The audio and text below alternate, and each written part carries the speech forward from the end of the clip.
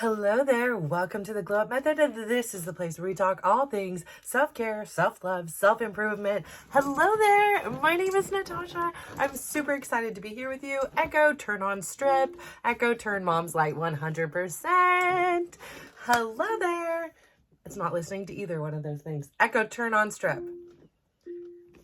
And I'm so not the person to know how to heal and deal with the sunshine. I was thinking if I waited till longer, it'd be a good time to record.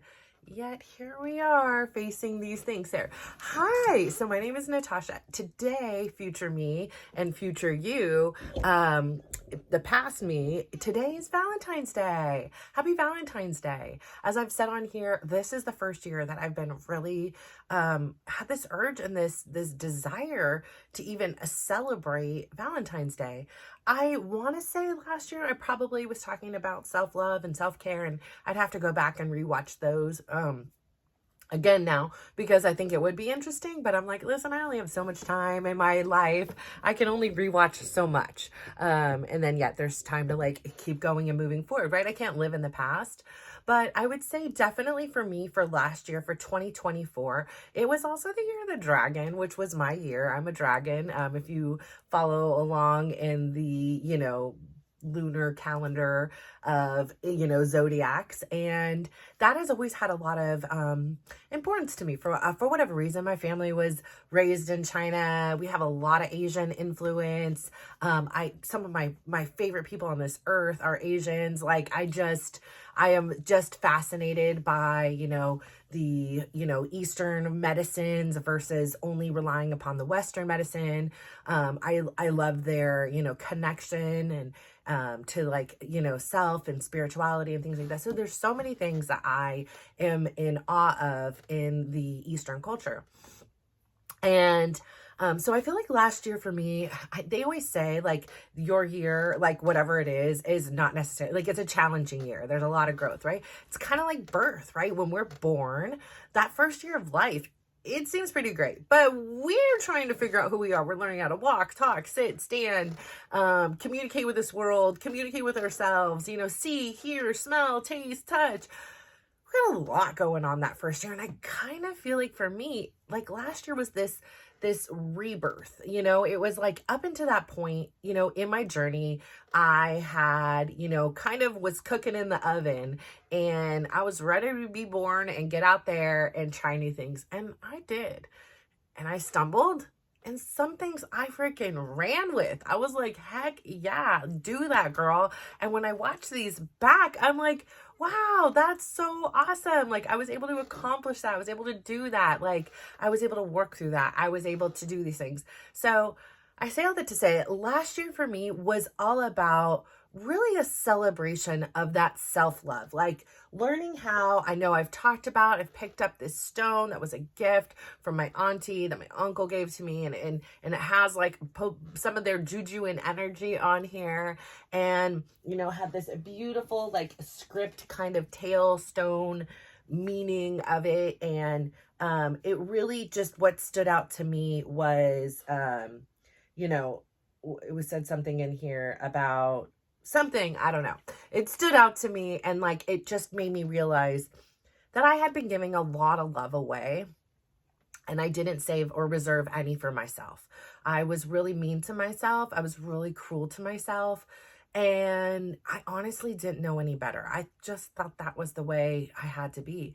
And so I'm grateful for like the little clues like this stone and different readings and different experiences that said not only could I be nice to myself, but I could love myself. And that wasn't like, oh, she's an egotistical person, whatever. She's a narcissist, whatever it is that people want to believe or say, because I love myself now. That's on them. Like, I know my love for me is genuine and pure.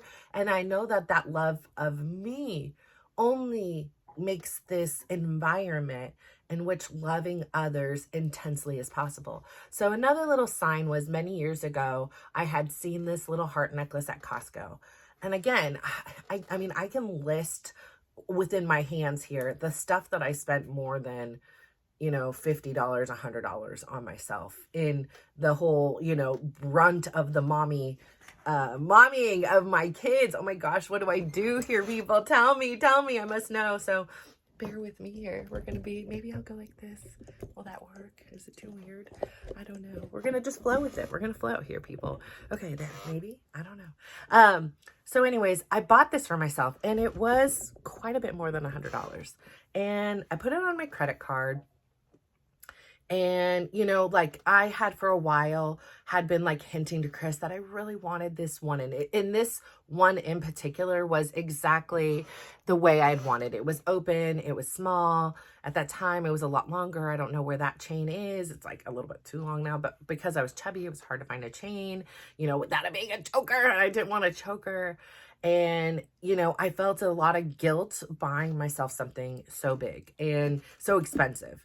And, but it was just first like indicator, like that I was worthy of something and I really, really wanted it. It was like, I can think of like my fountain. I can think of this, like, honestly, there are so few things that like were me specific that money could have went to, buy, more Legos or Tonka trucks or clothes or food. And I spent it on me and I felt a lot of guilt around it for a long time. And in this process, I have learned to adore this. Like, do I still want to wear a heart? No, I'm kind of in a different place, but I pulled it out today for Valentine's Day because guess what? This was one of those first signs to me that I was worthy of, I was deserving of, and I was allowed to love myself. Like, it wasn't that bad. I loved somebody else, so many somebody else's, so intently. I mean, people that were strangers, people I didn't even know, people I honestly didn't even like, I loved more than I loved myself. And so I wear this today as this reminder because it's Valentine's Day. I touched this stone today because guess what? I love me. And that is my first true love. And I really want to get that point out there is you are your first true love. And that might be a hard pill to swallow because for me, I didn't love myself. Like, the idea of loving myself was absolutely disgusting. Like, I didn't see anything beautiful, good, deserving, worthy of love. And I waited and I outsourced and I hoped that Chris would know the right necklace to buy. I would hope that my parents would show up for me and watch me play tennis.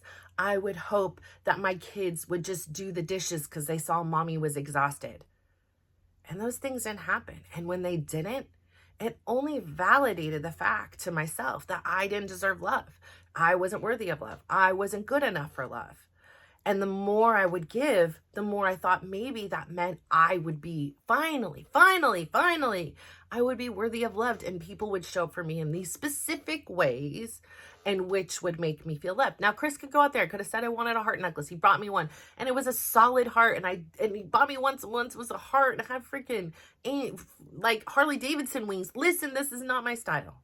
And to me, instead of just seeing the gift for what it was, I looked into it and I was like, he just doesn't know me. Like, when do you see me wearing Harley Davidson style jewelry?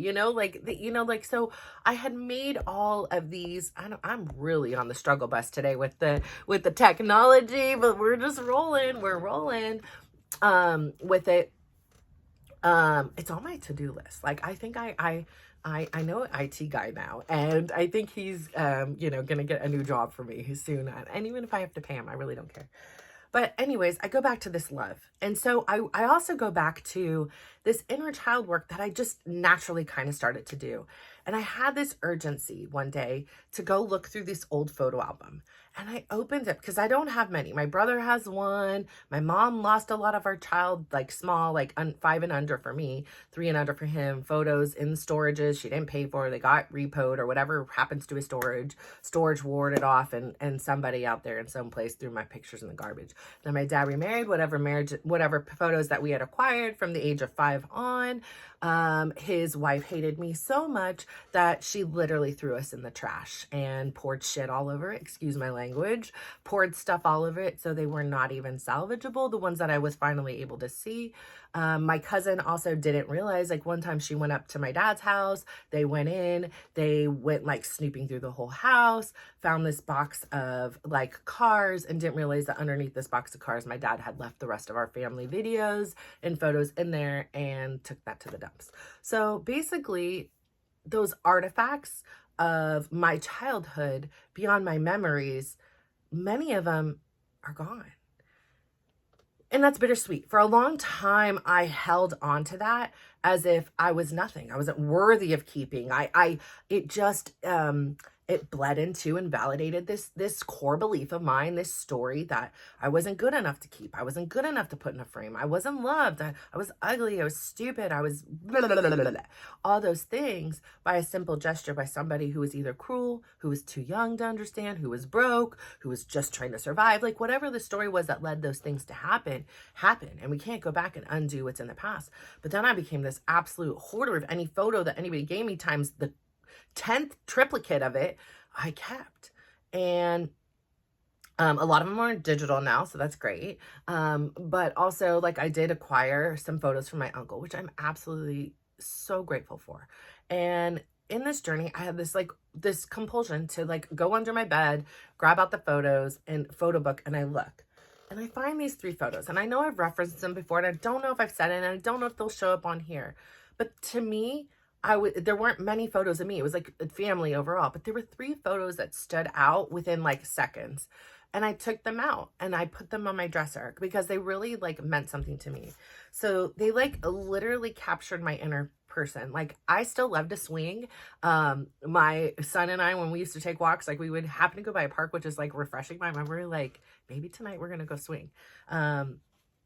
And here's a photo of me when we lived in Oregon, just living my best life on a swing. I have another one, but there's people in it and it's even more me.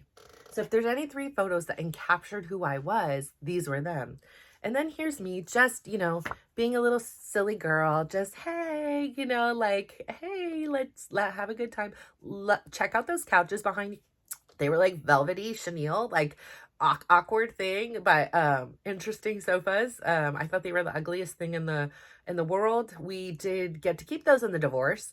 So those were with us for many years because priority was not getting new sofas. It was putting food on the table for my dad, but love this little girl in her jammies that was just like, hey, here I am. And then this little silly goofball, who I'm assuming must have just lost some teeth, was so excited to just share her, new grill, or lack thereof one. And so I put those pictures out because nowhere was there ever photos of me. I mean, I was strategically maybe placed behind somebody, even growing up, there weren't a lot of photos of me. I did a lot of the framing. And so I wasn't framing myself. That just seemed so into yourself, right? Like, I'm not going to do that. Like, somebody else will frame it for me. But I kind of was the woman of the house. And so a lot of the decor kind of defaulted to me. And I framed my dad and my brother, but I didn't frame myself. First off, I didn't like where my teeth were with the braces and the bangs. My gosh, listen, I'm an 80s, 90s girl. Those bangs was up high, Aquanet, hey, everywhere. The fact that I still even have hair right now, thank you. Even though it is a little thin, I'm just so grateful for the fact that I have hair. Thank you very much. Especially with all that teasing and aquanetting and hairspraying and flat ironing and curling. Oh my goodness. Like we can go on for days about that era of my life. But so I didn't have a lot of things framed to me. And so I put these, even here as an adult, like I cringe still looking back at some of the photos because I was just, not cringe, like I'm like, how did I get, like I see the sorrow in my eyes. I was just looking at some pictures because it's Valentine's Day and then I was looking at old pictures of Chris and I was like, how did I get there? Like, I know how now, but I was like, wow, like, I just didn't even realize where I was when I was there. And I was fine. Like, it was okay, but I just wasn't fine and I wasn't okay.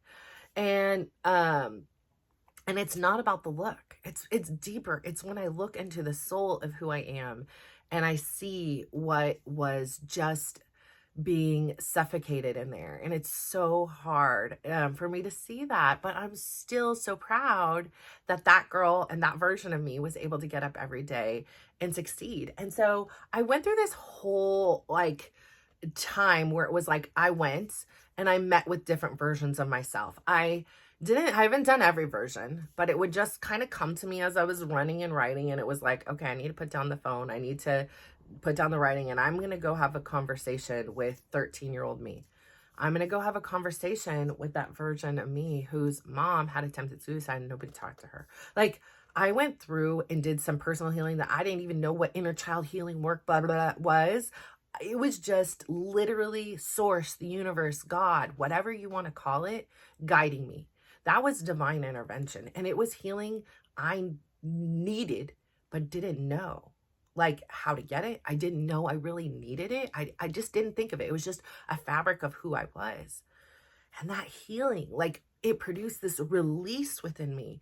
And it was a slow and gradual process. And I'm not saying it was always fun. And I'm not saying I wasn't left broken after an experience. But it gave me this different perspective of myself. Just like I talked about, I did a trauma timeline. And I was like, holy crap. I just want to go give this kid a hug. And it was like up until that point, I didn't like hugs. I didn't want it. I mean, I loved hugging my kids and I had to learn how to do that. But like anybody else in this world, Chris, my dad, my mom, anybody else, I didn't feel safe.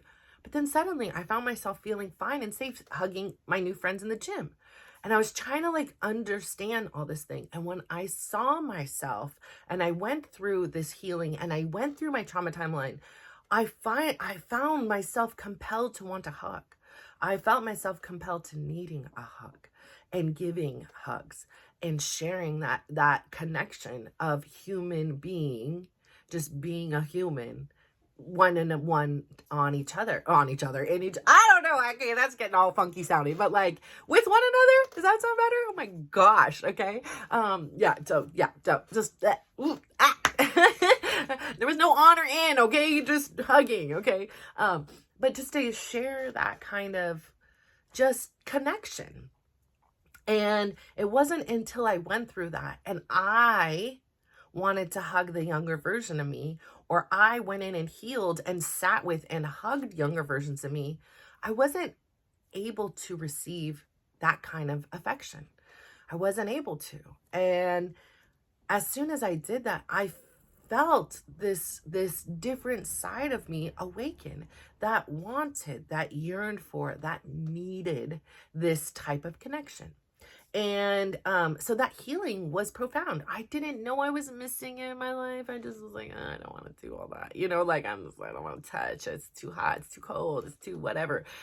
It just wasn't. So it isn't that way anymore. And now I really look forward to like just giving a hug or getting a hug. Like it brightens my day. Like I love right now, Chris and I right now, I've been feeling a little bit we've been, like a first dating couple. We've been eating and I've been eating out of my window. I've been eating with reckless regard, which is fine. I'm not stressing about it, but I'm telling you, I feel like an anchor. I feel pretty heavy. And I'm like, in the beginning I felt light as a bird and I would be running and I could jump up in his arms. Now I'm like, holy crap, can I even jump right now? Like, hold on, my stomach is so full. And, I know we'll get back to whatever. I'm not worrying about it. I'm enjoying where I am and putting my energy and focus on the things in which I want to, and enjoying myself and breaking bread. And, it is part of the journey for me in the process right now with him. So anyways, I say all this to say, that self-love. So giving that little girl, like the love that she deserved. And it started with me. I was waiting for it from my mom. I was waiting for it from my dad. I was waiting for it from my grandma when she showed up, my aunties when they showed up, and my uncle when he showed up. Listen, they were living their own life and they did the best they could. And they did show up. It may not have been the way I wanted or expected or desired for them to show up, but they did show up. And sometimes I would forget that. And what I've learned is, yeah, I've learned about love languages, and I've learned about things, and I've learned about how everybody does things different, and I'm different. There was a time when acts of service was like number one because I was so exhausted and there were so many services to be done that I'm like, if you freaking love me, help me do a dish, you know? I'm not in that phase anymore. Like, I'm not tripping on the fact that my adult kids are leaving dishes in the sink. And it's not my worry. If I go in there and it's a mess, I tell them to clean it up. Like, if I go in there and I make a mess, I clean it up. If I go in there and it's a mess and I just want to do an act of service, I clean it up. I'm not going to get myself in a tizzy over freaking dishes anymore. I mean, sometimes I do, like, right? Like, I'm not going to say I'm perfect in this, but like, honestly, it's different. And before, I would not feel worthy of a gift. I would not feel like, oh, don't spend the money on me. Let's do something else. Like, here, give it to you, give it to the kids. Now I kind of like a gift. I'm not saying we need, listen, if you want to buy me the Louis Vuitton purse or whatever it is, actually, I prefer, like, take me on a trip, honestly. Like, if you want to take me on a trip, let's put that out in the universe. Great. You want to buy me a plant, so every time I look at it, I think of you. Great. You want to buy me flowers and they die in a week. Great. Honestly, I do like a gift. I do. And before I didn't. And so I've changed. I've evolved. I've grown. My needs, my desires, my ability to receive love in different ways has shifted and altered. And it should. As with you. We are in an evolution here. Like, if you want to stay still and stagnant, then this isn't the channel for you. There is plenty of opportunities out there for you to just, not change. But if you want change and you want something different, I'm here to tell you it starts with you. It starts with loving you. And how do you love? I just can't say, I love me today, I love me. No, I needed to start showing up for myself. The same way in which I'm showing up for Chris, but different, right? Like, it's different.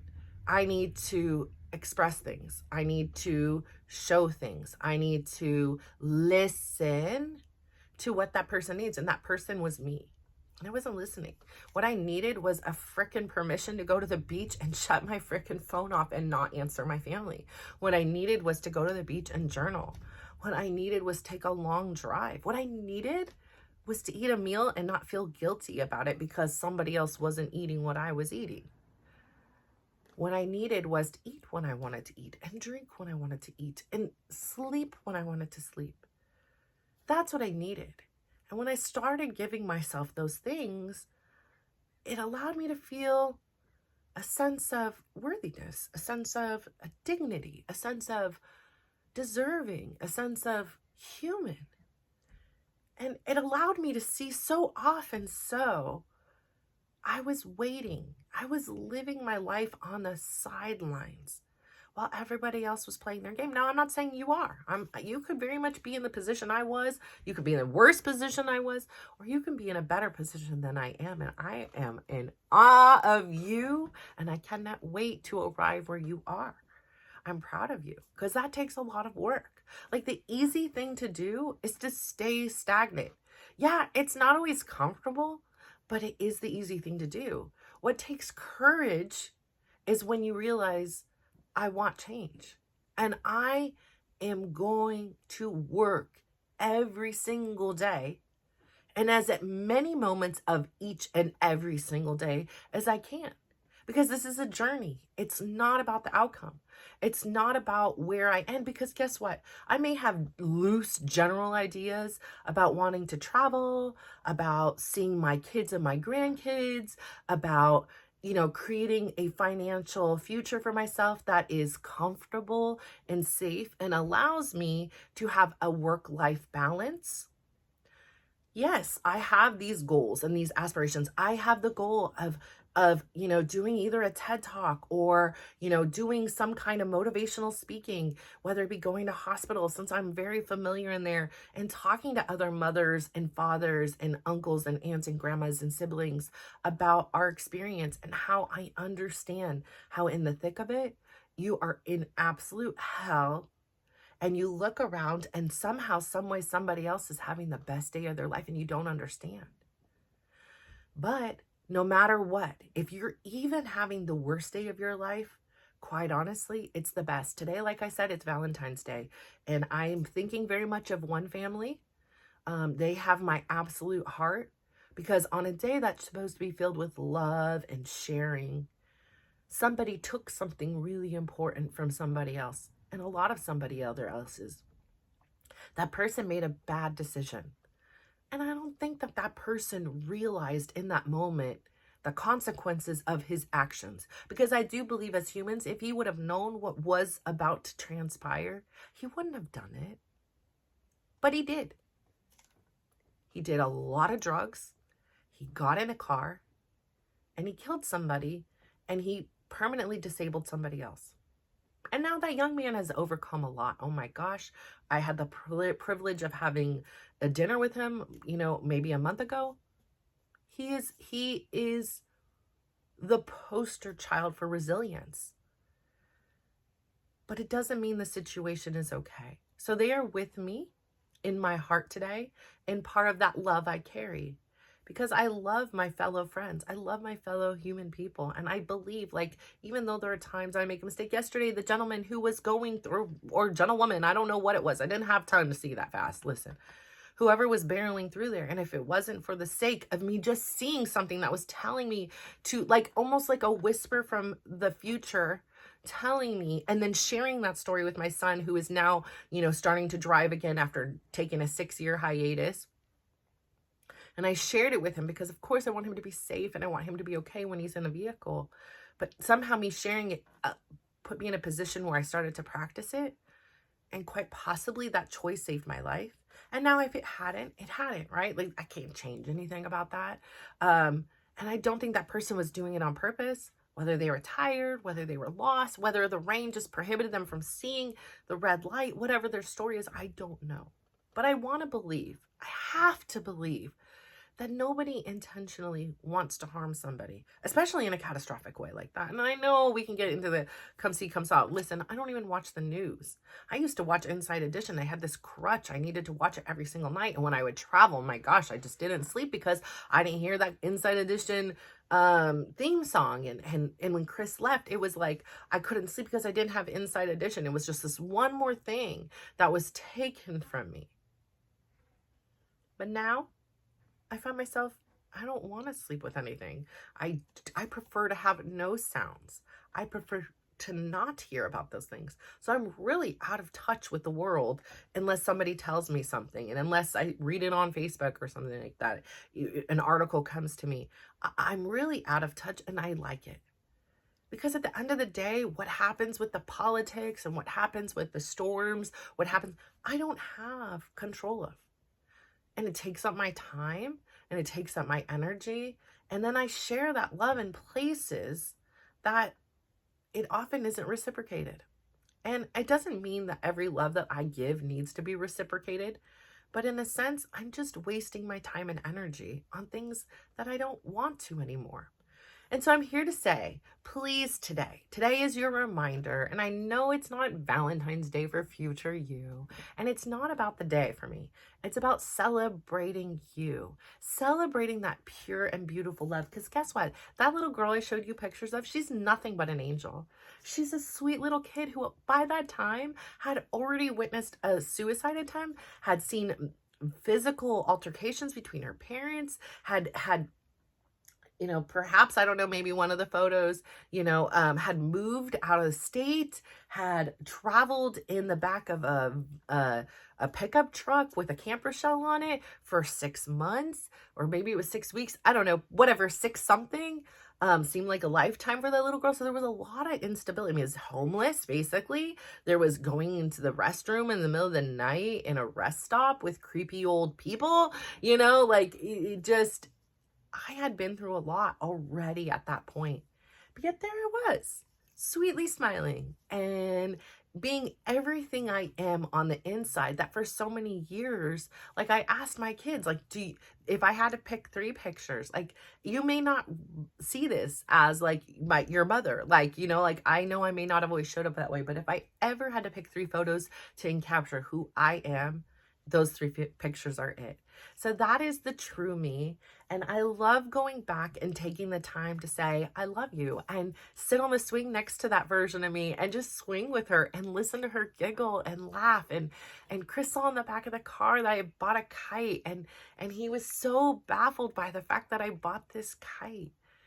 And I just believe that it's okay to have fun. It's okay to get in touch with those places of that younger version of you that was filled with love and joy, and tap into that so that you can remind yourself in present day of all that joy and innocence, and then share that with the world. So I say all this to say, I freaking love you. Like, I adore you. I am so grateful for you. I'm so grateful for the privilege to be on this journey, the courage to be on this journey, because I understand for you, the easy thing to do is to not go on the journey. The easy thing to do is stay exactly as you are, make no adjustments, and stay that way. And that's fine. If that's what you want, honestly, no judgment, no anything. Like, do you. That's the whole point. If you're living a life that makes you proud, keep at it.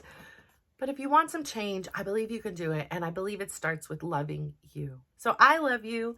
Please go out there today. Give yourself a big old smile. Tell yourself something you love about yourself. Like, girl, today, I mean, I know it looks kind of crazy here, but I love that I embraced my curls. Like, hey, I love that I put on my makeup, and I didn't do it for somebody else. I did it for me. I love that I'm about to go down and eat some red grapes that I love. These grapes are like candy grapes, and I adore them. So I'm gonna go eat some grapes, and I love that. And I love to hear what you love about you. Share it. We shouldn't be ashamed that we love each other. It's the opposite. We need to celebrate loving ourselves, and it's not egotistical. It's not all these other negative things that I used to associate with loving yourselves. It is the best gift you can ever give yourself. So once your cup overfloweth, I want you to then go out there, give somebody a big smile, tell somebody you love them, and let them know why. Don't just end with I love you. I love you because, like, I love you when, I love you, blah, blah, blah. Make it really personal. Say their name. It is the most important word in the English dictionary to each one of us. So say their name. It means something. It carries a value. It means I am seen, I am heard, and I love you. So when you talk to yourself, it's cool to just talk to yourself and say your name in the mirror to yourself too. So I say all that to say, I love you. I thank you for tuning in. I appreciate you. I am so excited to see where this journey takes us. So take care. Bye.